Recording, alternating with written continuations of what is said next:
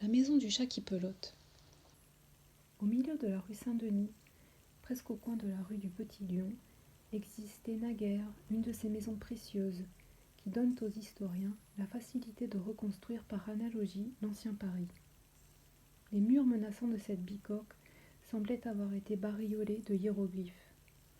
Quel autre nom le flâneur pouvait-il donner aux X et aux V que traçaient sur la façade les pièces de bois transversales ou diagonales dessinées dans le badigeon par de petites lézardes parallèles. Évidemment, au passage de la plus légère voiture, chacune de ces solives s'agitait dans sa mortaise. Ce vénérable édifice était surmonté d'un toit triangulaire, dont aucun modèle ne se verra bientôt plus à Paris. Cette couverture, tordue par les intempéries du climat parisien, s'avançait de 3 pieds sur la rue, autant pour garantir des eaux pluviales le seuil de la porte, que pour abriter le mur d'un grenier et sa lucarne. Sans appui. Ce dernier étage fut construit en planches clouées l'une sur l'autre comme des ardoises, afin sans doute de ne pas charger cette frêle maison.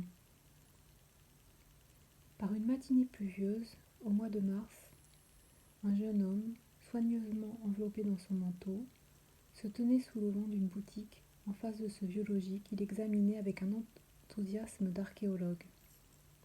À la vérité, ce débris de la bourgeoisie du XVIe siècle offrait à l'observateur plus d'un problème à résoudre. À chaque étage une singularité.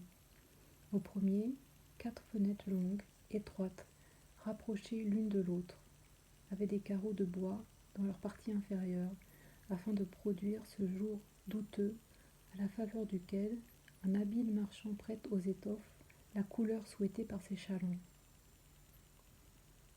Le jeune homme semblait plein de dédain pour cette partie essentielle de la maison. Ses yeux ne s'y étaient pas encore arrêtés. Les fenêtres du second étage, dont les jalousies révélées laissaient voir, au travers de grands carreaux en verre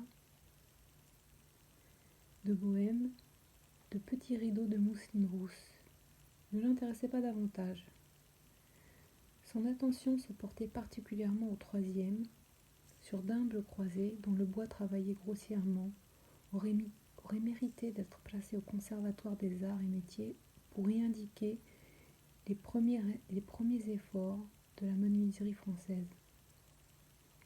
Ces croisées avaient de petites vitres d'une couleur si verte que sans son excellente vue, le jeune homme n'aurait pu apercevoir les rideaux de toile à carreaux bleus qui cachaient les mystères de cet appartement aux yeux des profanes.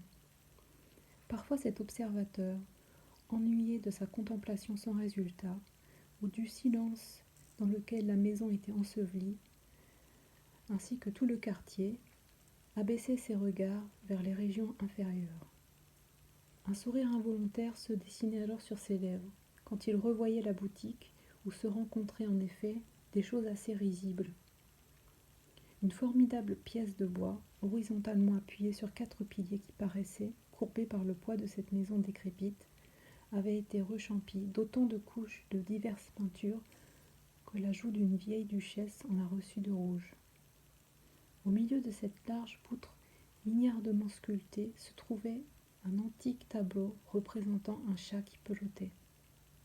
Cette toile causait la gaieté du jeune homme, mais il faut dire que le plus spirituel des peintres modernes n'inventerait pas de charge si comique. L'animal tenait dans une de ses pattes de devant une raquette aussi grande que lui, et se dressait sur ses pattes de derrière pour mirer une énorme balle que lui renvoyait un gentilhomme en habit brodé. Dessins, couleurs, accessoires, tout était traité de manière à faire croire que l'artiste avait voulu se moquer du marchand et des passants. En altérant cette peinture naïve, le temps l'avait rendue encore plus grotesque par quelques incertitudes qui devaient inquiéter de consciencieux flâneurs.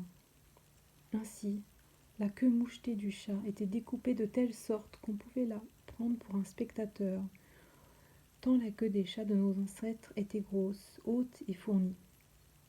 À droite du tableau, sur un champ d'azur qui déguisait imparfaitement la pourriture du bois, les passants lisaient Guillaume, et à gauche, successeur de Sieur Chevrel.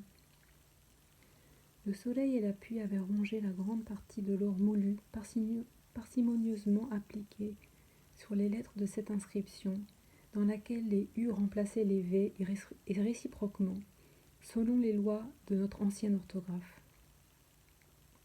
Afin de rabattre l'orgueil de ceux qui croient que le monde devient de jour en jour plus spirituel et que le moderne charlatanisme surpasse tout, il convient de faire observer ici que ces enseignes, dont l'étymologie semble bizarre à plus d'un négociant parisien, sont les tableaux morts de vivants tableaux à l'aide desquels nos espiègles ancêtres avaient réussi à amener les chalands dans leur maison.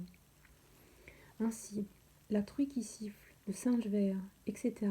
furent des animaux en cage dont l'adresse émerveillait les passants et dont l'éducation prouvait la patience de l'industriel au XVe siècle.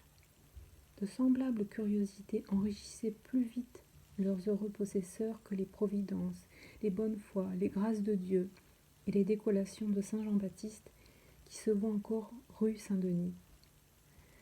Cependant, l'inconnu ne restait certes pas là pour admirer ce chat, qu'un moment d'attention suffisait à graver dans la mémoire.